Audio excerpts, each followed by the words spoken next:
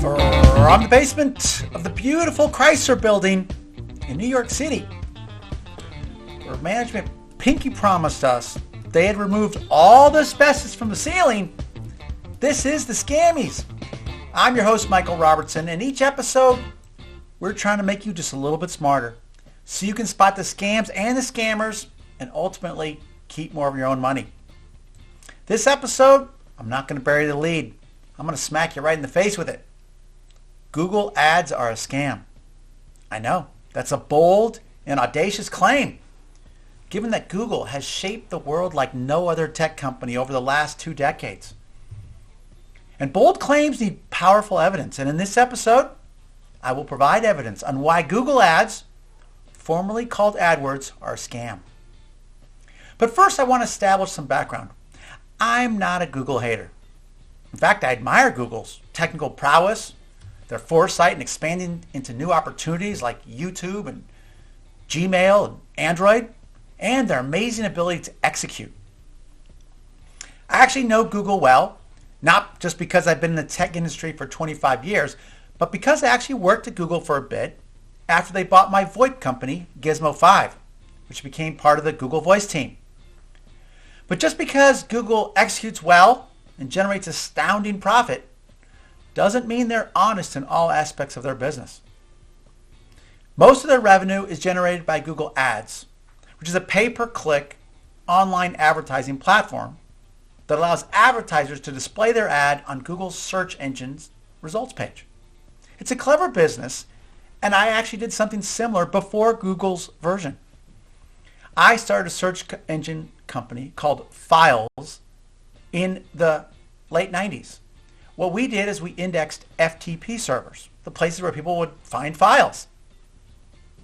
And I had the idea to approach the first online tech store called Siberian Outpost. Remember them? They're the ones that had a commercial that shot hamsters out of a cannon. I'll show you.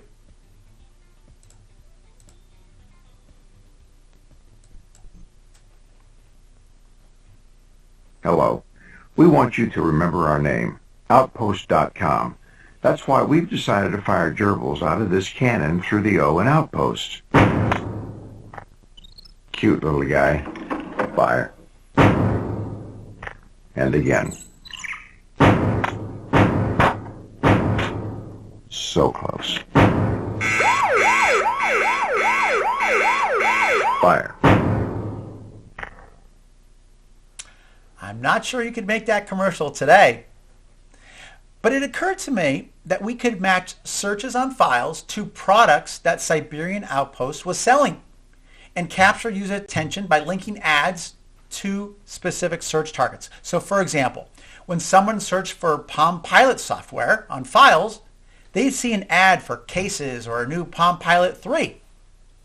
I offered to charge Siberian Outpost 35 cents. Only when someone clicked on a product listing, which would then take them to that product page on Siberian Outpost website. They eagerly agreed. This was a very innovative sales channel. When we turned it on, we saw a whopping 37% click-through because it was the first time anyone matched search intent to e-commerce inventory. Since I was matching search queries to ads in my company long before Google, obviously I don't think that is a scam. But there's an enormous difference in what I was doing at Files and what Google does now. While I charge Siberian Outpost a flat fee of 35 cents, Google lets buyers bid on prices in an advertising auction. Or at least that's what they tell the world. While they suggest it operates like a typical auction, that's not true. In a typical auction, everyone can see others' bids. That's true with all auctions, eBay auctions, for example. Here's an example. You can see every bid is there with the time and the amount. The exact opposite is true with Google AdWords auctions. You don't know what is actually for sale. You don't know who you're bidding against. You don't know their bids. And oftentimes, you don't know which items you actually won. Google auctions are a black box, a mystery. They claim it's an auction, but they hide virtually every aspect.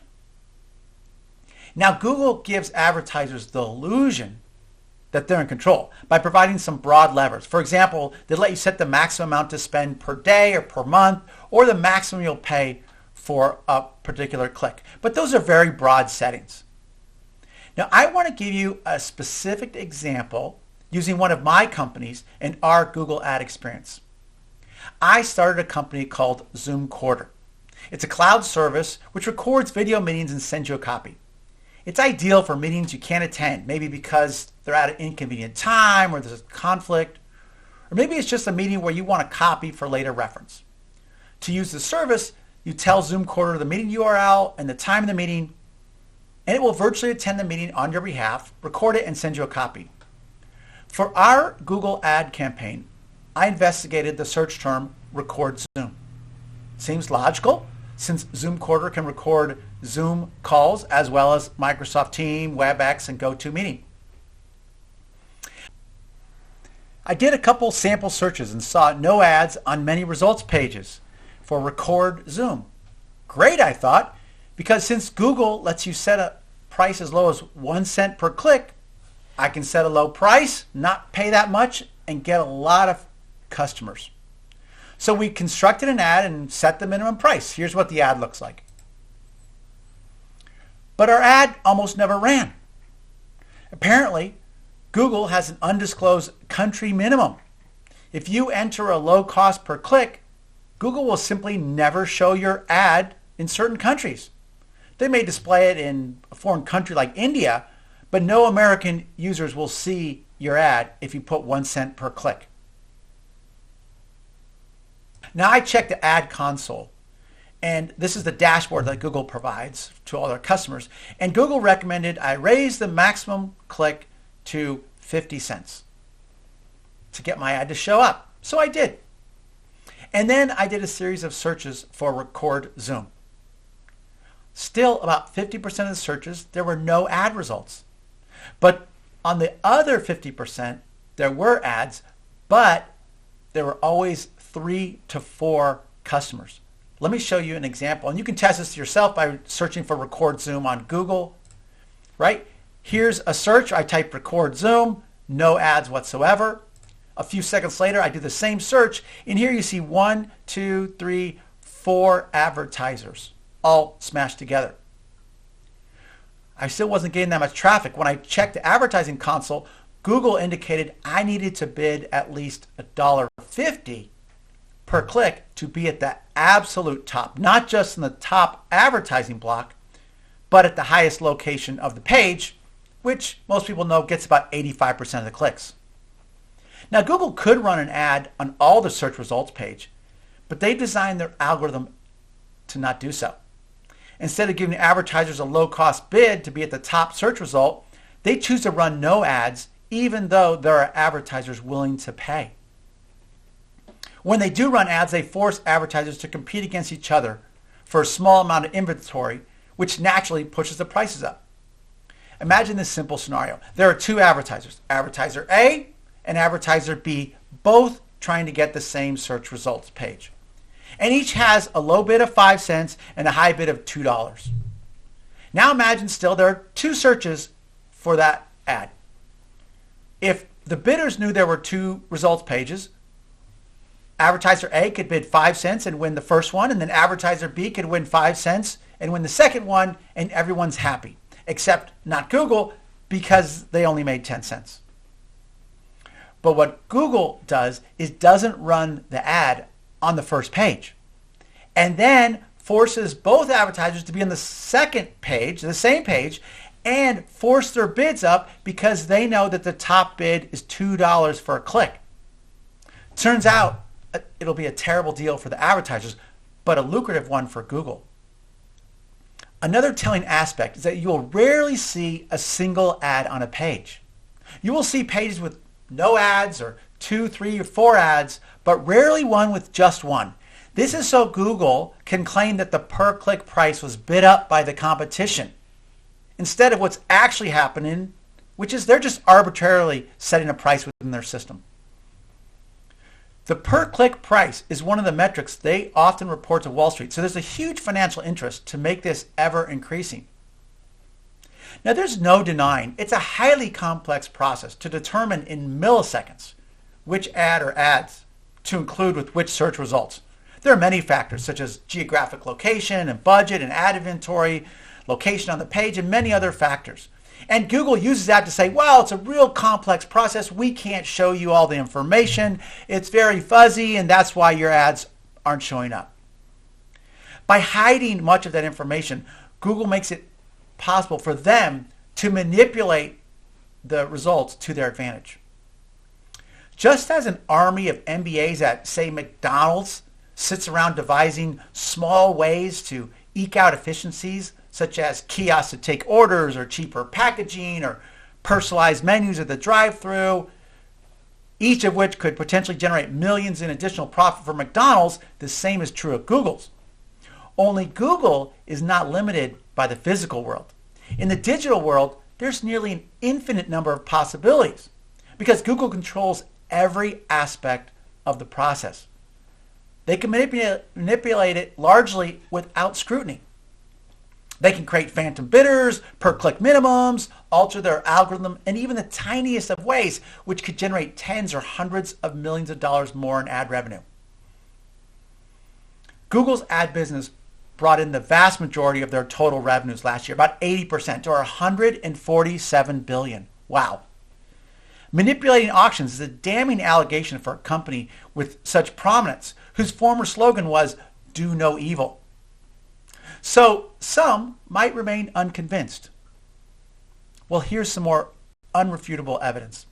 Google is a target of several lawsuits, and in the course of those actions, internal documents have revealed secret projects where Google manipulated their advertising auctions to gain a business advantage. One project was called Jedi Blue, named after Star Wars Jedi Knights apparently. This was a secret agreement between Meta and Google, Meta being Facebook at the time, would curtail its competitive moves in the advertising space, leaving Google to solidify its ad monopoly. And in return, Facebook received guaranteed special treatment in Google-run ad auctions. Basically manipulating the auction system exactly like I'm talking about. Another project, secret project, was called Project Bernanke. In this one, they manipulated auctions so that Google's own services could win more often than other advertisers. There's been at least 3 versions of this clandestine project over the last 6 or 8 years that manipulated bids in a wide range of ways, all to Google's advantage, of course. These are just 2 of many efforts, I'm sure, to maximize the value of their ad platform. Remember, we know this is happening because Google's own documents turned over during the legal process have revealed it. This isn't speculation anymore. And for sure, these aren't the only 2 attempts. When I worked at Google, one of the things that struck me was the number of smart people. The place was loaded with brainiacs who are more than capable of devising the most clever ploy to tweak algorithms to generate higher revenues from advertisers. Now, most technology services give users more information as they mature. Think for a moment about your fitness device, your social networking service, your sleep trackers, or commerce sites like Amazon. They digest all the information and share it in an ever-growing way. Maybe they power recommendations or give you other informative user features. The opposite is happening at Google. Over the years, Google has progressively given advertisers less information about the ad process they fund. Last year, they stopped showing advertisers what users are actually searching for before they viewed their ad and clicked on it. In this instance, ad buyers don't even know what it is they're actually buying with their advertising spend. For a company that diligently tracks even the tiniest data movement on Android phones and every digital action within the Chrome browser, this seems like a peculiar choice.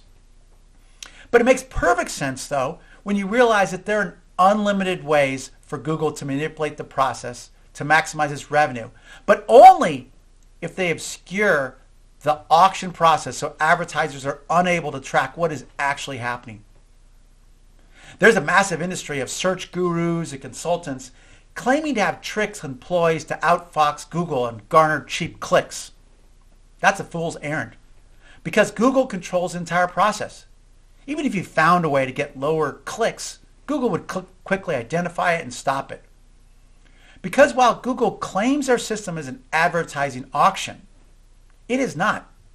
The definition of an auction is a public sale in which goods or property are sold to the highest bidder. Google ads are not a public sale. It's the exact opposite. It's a private allotment. Google is deciding what to sell, and to who. Because only they know everyone's budget and what is for sale. They have the knowledge to manipulate the process to maximize the revenue that flows to them, to the detriment of the advertisers, I might add. Now, as a private company, that's entirely Google's right. But what's not their right is to call it an auction and to mislead advertisers that it's open and public and whoever puts in the price gets the deal. This means advertisers, you'll be overpaying for those clicks on Google. So remember that next time you think about advertising on Google AdWords. That's this episode of The Scammies. Click that like button if you'd like to see more episodes of The Scammies. Then click the subscribe button to be the first to be notified of the upcoming award show. Thanks for watching.